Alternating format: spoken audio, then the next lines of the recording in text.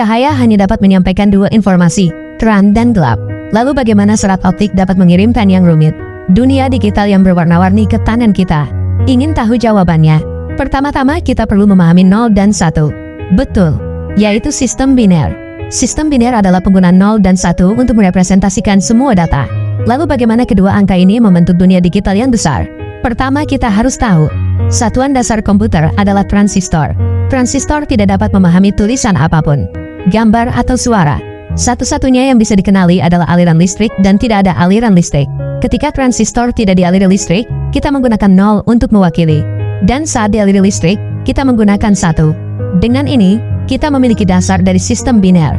Di dalam prosesor ponsel dan komputer kita, terdapat miliaran transistor yang digunakan untuk memproses dan menghitung 0 dan 1 ini. Mari kita lihat bagaimana sistem biner membentuk teks. Sebenarnya setiap huruf dan simbol memiliki kode biner yang sesuai. Misalnya huruf H dapat direpresentasikan dengan 01001000. Dan dalam gambar, gambar terdiri dari jutaan blok mosaik kecil. Mosaik ini adalah yang biasa disebut piksel. Setiap piksel akan menampilkan satu warna. Dalam kehidupan sehari-hari, menggunakan merah, cian dan kuning dapat menghasilkan semua warna.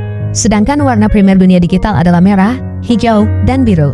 Campurkan tiga warna primer dengan kecerahan yang berbeda secara lurus, maka kita bisa mencampur semua warna. Kecerahan warna primer dibagi dari 0 hingga 255.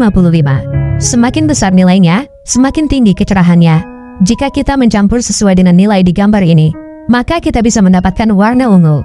Lalu ubah ke perbandingan lain, kita bisa mendapatkan warna oranye. Tentu saja, angka desimal ini harus diubah menjadi biner saat ditransmisikan dan disimpan. Juga harus dikonversi menjadi biner. Warna oranye terdiri dari tiga warna primer dengan kecerahan tertentu. Warna primer juga direpresentasikan oleh rangkaian 8 digit biner yang sesuai. Warna dikonversikan menjadi 0 dan 1 dengan cara ini. Kartu grafis mengontrol warna yang harus ditampilkan oleh setiap piksel. Puluhan ribu piksel dapat disusun menjadi satu gambar utuh. Selanjutnya, mari kita pelajari tentang audio. Kita ambil grafik gelombang dari suatu segmen audio. Kemudian lakukan pengambilan sampel dengan interval waktu tetap pada sumbu horizontal dan vertikal. Tandai setiap titik sampel dengan nilai. Kita juga perlu merekam nilai-nilai ini dalam biner. Grafik gelombang yang dibentuk oleh nilai-nilai yang koheren ini dapat mengendalikan gerakan diafragma speaker. 0 dan 1 dikonversikan menjadi audio dengan cara ini. Jadi, kembali ke pertanyaan di awal. Data yang ditransmisikan melalui serat optik pada dasarnya adalah 0 dan 1 ini. Cahaya yang terang dan gelap masing-masing mewakili 0 dan 1. Cahaya sebagai cara penyebaran tercepat. Kecepatan dalam ruang hampa sekitar 300.000 km per detik.